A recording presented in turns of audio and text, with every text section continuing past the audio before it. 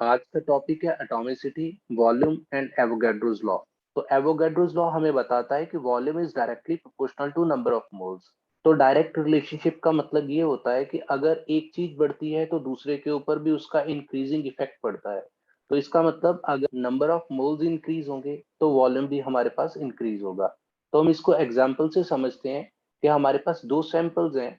एक में हमने क्या किया है, 16 ग्राम O2 गैस ली है और 40 ग्राम SO3 ली है। तो यहाँ पे एटॉमिसिटी का यूज क्या है, क्योंकि अगर हम ऑक्सीजन की एटॉमिसिटी देखते हैं तो हमें पता चलता है कि ऑक्सीजन के अंदर दो एटम्स मिलके एक मॉलिक्यूल को फॉर्म कर रहे हैं। वही SO3 के अंदर जो एटॉमिसिटी होती है दैट इज इक्वल टू 4। तो एटॉमिसिटी का रिलेशनशिप भी देखेंगे हम।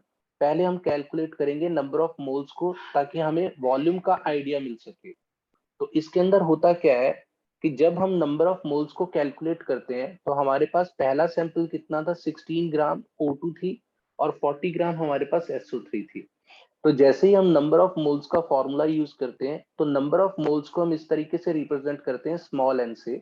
तो NO2 कितने हो गए हमारे पास, वेट ऑफ ऑक्सीजन जितना हमारे पास सैंपल गिवन है उसको डिवाइड करते हैं हम किसके साथ, मोलर मास के साथ।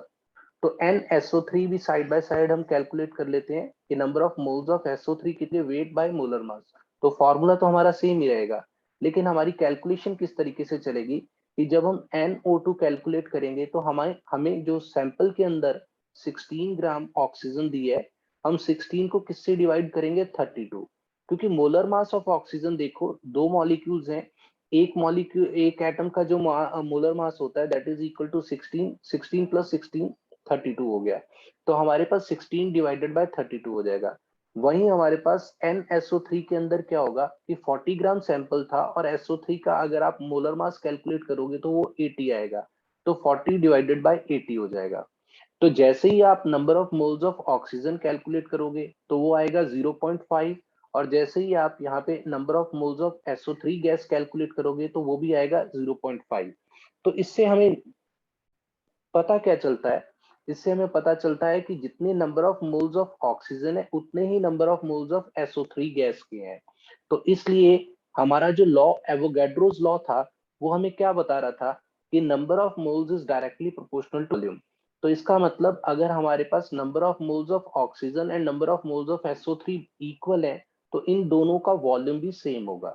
लेकिन एक चीज इसमें देखने वाली है कि अगर आप इसकी एटॉमिसिटी को चेक करो तो आपको एटॉमिसिटी SO3 के अंदर 4 दिखेगी और ऑक्सीजन के अंदर 2 दिखेगी। तो इसका मतलब क्या है कि अगर इन दोनों गैसेस का वॉल्यूम सेम है तो ये 40 ग्राम का सैंपल है और ये 16 ग्राम का सैंपल है। तो इसका मतलब कि अगर हमारी एटॉमिसिटी कम होगी तो उसका वॉल्यूम ज्यादा होगा।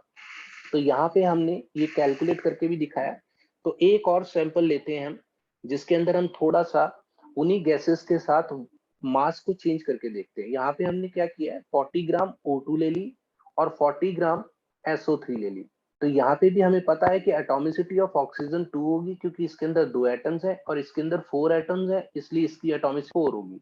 तो हम सबसे पहले क्या करेंगे, नंबर ऑफ मोल्स को कैलकुलेट करेंगे। तो हमारा फॉर्मूला वही रहेगा, वेट बाय मोलर मास। यहाँ भी वेट बाय मोलर मास। तो यहाँ हमारे पास अब 40 ग्राम सैंपल है, तो 40 को डिवाइड करेंगे हम 32 से for O2 to calculate number of moles of oxygen. तो हमारे पास number of moles of SO3 को कैलकुलेट करने के लिए 40 को हम डिवाइड करेंगे 80 के साथ। तो हमारे पास ये तो वही सैंपल हो गया कि 40 ग्राम ही हमने पहले केस के अंदर ली थी और 40 ग्राम ही इस केस के अंदर लिया है। तो number of moles of SO3 gas तो हमारे पास 0.5 आ रहे हैं, लेकिन number of moles of O2 जो है वो हमारे पास चेंज आ गए। तो हमारे पास number of moles oxygen gas के कितने आए, 1.25। तो अब दोनों को आप कंपेयर करके देखो कि number of moles of oxygen जो है वो बढ़ गए। तो हमारा एवोगैड्रोस लॉ क्या कह रहा था कि volume is directly proportional to number of moles. Volume is directly proportional to number of moles. तो अगर हमारे पास इस केस के अंदर number of moles of oxygen gas ज्यादा आते हैं तो इसका मतलब कि ऑक्सीजन का वॉल्यूम भी ज्यादा होगा। तो इसलिए आगे देखते हैं हम। हमारे पास number of moles of oxygen जो है वो as comparative to number of moles of SO3 gas जो है वो ज्यादा आए। तो according to Avogadro law, volume is directly proportional to N। Now volume of O2 is more than volume of SO3।